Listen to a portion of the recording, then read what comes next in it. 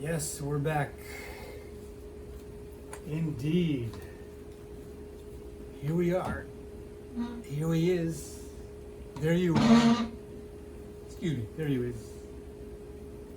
So, touching upon a theme from the previous Forgive for Good, Dr. Fred Luskin, The Science of Forgiveness. Yeah, we don't condone the perpetrators of trauma. We don't forget what they did or what they're capable of doing. But we forgive because we have to move on. We can't be stuck in the victimization, trauma of whatever experience we went through at the hands of our perpetrators. So a quick shout out to that. And we desire justice in the courts, right? We seek justice in the courts for any wrongs done to us. Taking the law in our own hands, not such a good idea. So, right to it. We're going to cover tier 4 and 5, 2 tiers. Tier 4, tier 5. Tier 4 is extraterrestrials. Tier 5 is the angelic realm. So, let's give a quick shout out to the creator, Louis Monroe, as usual. We're reading from his summary notes of his wonderful creation. And believe it or not, I just came across his Rumble presentation on his very own creation, World Hierarchy Pyramid. He's got a full hour plus, maybe an hour and a half presentation. Somehow I missed it, but I came across it. I'm excited to share it with you. That'll be posted in the description box as usual below, along with the Great Awakening video, Plandemic 3. They two go hand in hand together, along with some other pertinent links that I'll figure out later, which will be posted in the description box. So let's go to the notes first. I will post a link to James Tabor, a Christian scholar whom I admire greatly. I like his presentations. And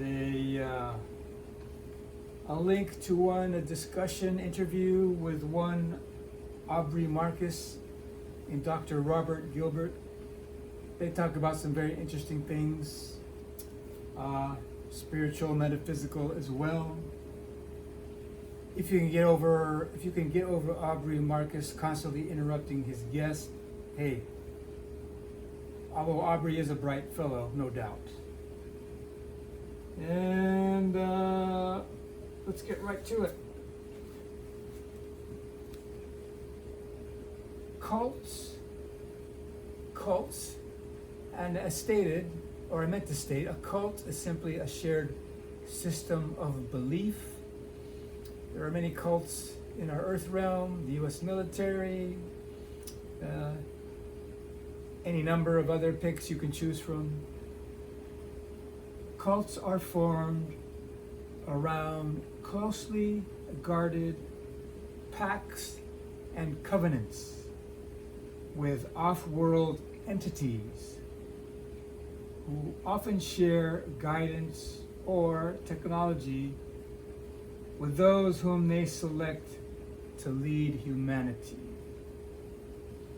These off-worlders come as both solid flesh and bone beings, as well as astral and etheric spirits.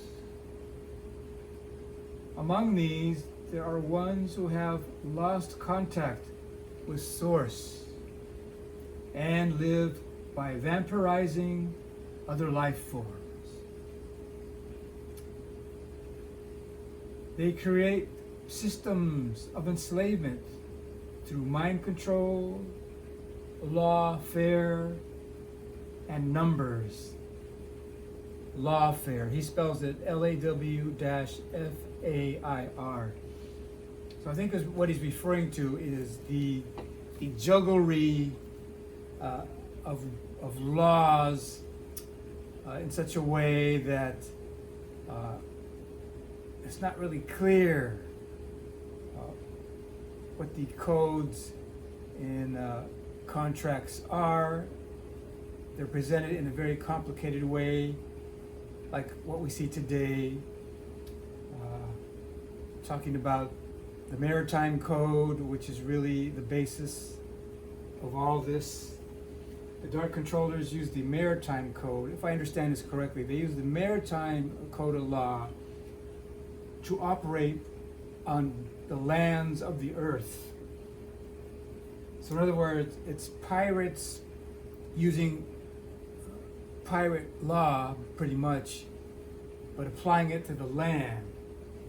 So right away there's a scam going on. Anyway, it involves property and copyrights and all sorts of legal classifications.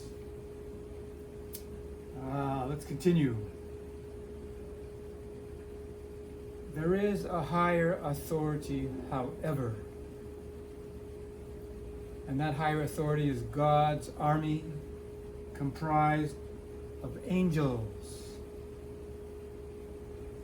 But where universal light and dark meet, a spiritual battle ensues. So yes, the Dark Controllers have met their match with the forces of the angelic realm, God's messengers, God's representatives, God's empowered light beings. And speaking of off-world entities, so where exactly do they come from? Well, one school of thought holds they come from what we see in the sky, those luminaries we call stars and planets. One school of thought says they're coming from there. Another says no, they're coming from beyond the horizontal earth plane, beyond the Antarctic ice wall. That's another school of thought. Another school of thought says, well, they're interdimensional. They're coming from other dimensions. Perhaps there are 12 dimensions total. A lot of folks say that, but who knows? There's another school of thought that says, well, they're coming from inner and middle earth. Not just physical middle and inner earth, but other dimensional middle and inner earth. So it's probably all of the above, some combination thereof. Let's go to tier 5, the angelic realm. God is the unknowable supreme being, the one that the lower gods claim to be, but are not. God is the light, the divine light healing source, who contains everything. All the masculine and feminine and neutral energetic properties and characteristics are contained within this divine light healing source. He who giveth life, for Satan is that which taketh away. Let me reread that. That's a nice little poetic line Dylan snuck in here. Now it sounds like he's saying, he, referring to God who giveth life, of course. This is opposed to Satan. And Satan is that principle which taketh away, which creates environments for decay and death. If I understand this line correctly, I'm a little not clear on it. God inhabits all life forms and minerals in his kingdom at all times. In God's audience are high orders of beings composed of eyes, tetramorphic heads, and layers feathered with wings. Wheels within wheels spin in his presence, opening portals into all timelines for God to see. So it sounds like Dylan is invoking descriptions, biblical descriptions of angels, perhaps. Certain biblical descriptions of angels remind me of this sentence he just wrote, talking about the spinning wheels and eyes and tetramorphic heads and layers of feathered wings. So this is an incomprehensible realm, this higher angelic realm. Incomprehensible to normal human conditioned thought and perception. Many orders of dimension higher than that which we experience in the 3D are represented up here. There we go. So I'd like to make the point that on our own, we cannot force our way into the higher realms just by sheer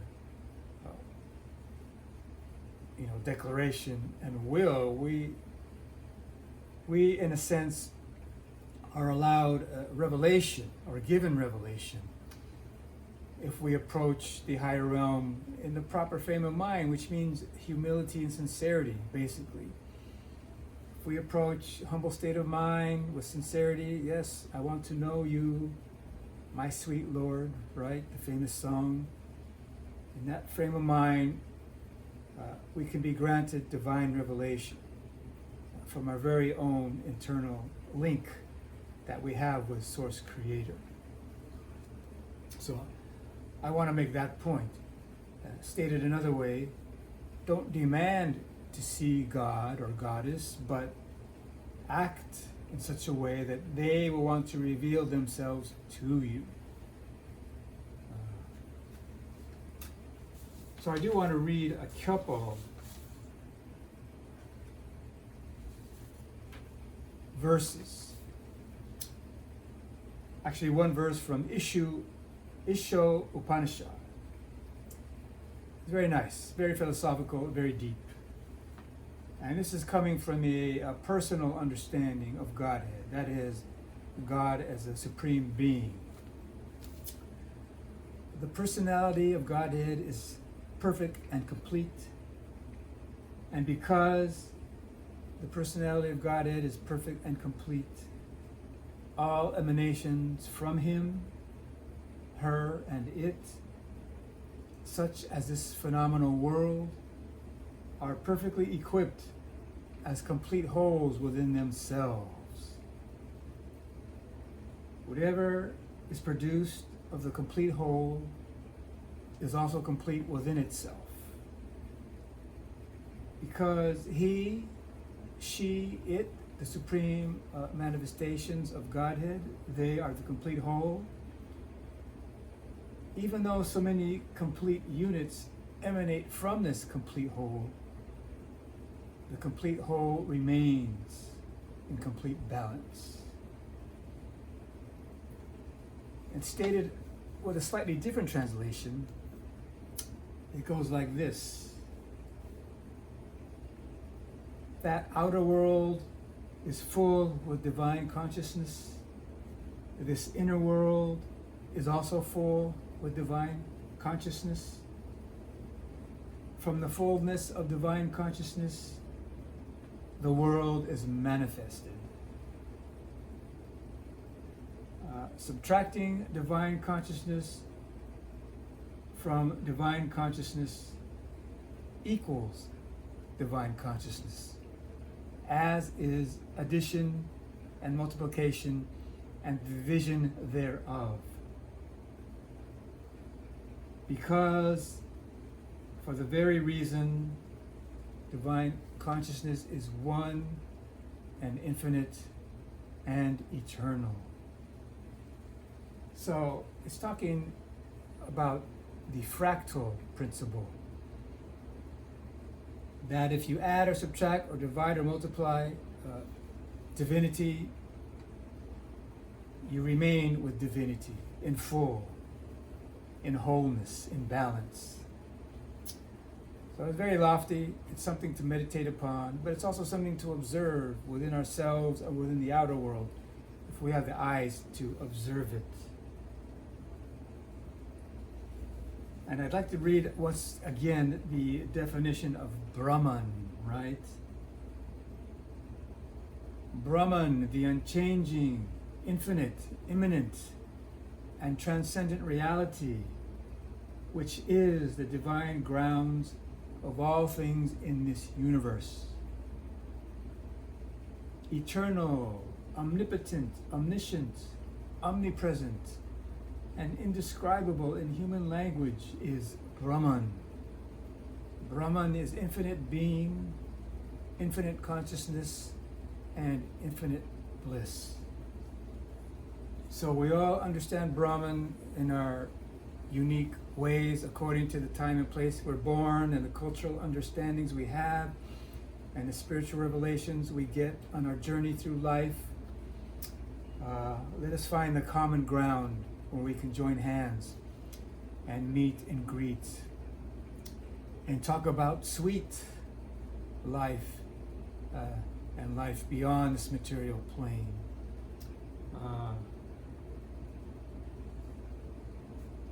I did want to read something that I read from an online commentator. I like the way he stated this. If it's a he, it could be a she. It goes by the handle of the 22 on. So it's really a summary of the dark side of this pyramid hierarchy power structure. And the quote was, "I used to think the world was a good place, except for some bad leaders in some countries. But now I know that this earth realm is a pirate ship run by psychopaths and sociopaths who will commit mass murder to make money and keep their power positions."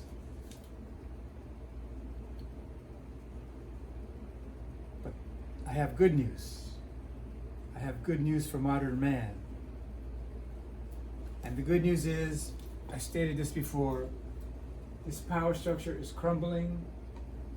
It can sustain itself no longer because it's built upon lie upon lie upon lie. And the truth is emerging. So keep your eyes and ears wide open. Notice how truth is emerging. Go deep within. Go into your closet, as it's stated in Luke. Go into your closet and be face to face with your Creator, one-on-one, in humility and sincerity. And dialogue, commune with your Creator. In this way, we will press forward with whatever comes our way, and we will do our best to lift the banner of peace, love, understanding, compassion, empathy, sympathy, assistance. Or as my brother David likes to say, peace, love, and Hendrix. Because within Jimi Hendrix music, you can find all those things I just stated. And on that note, thanks for watching. There may be a wrap-up to this World Hierarchy Pyramid presentation. There may be a wrap-up, some final thoughts. We'll see. Have a great night. We have the lighting dark because it is warm this evening, and I don't want too many lights. So if there's a little shadow aspect to it, it's because it was intentional to keep things cool. All right, keep it cool. Don't be a fool. Bye.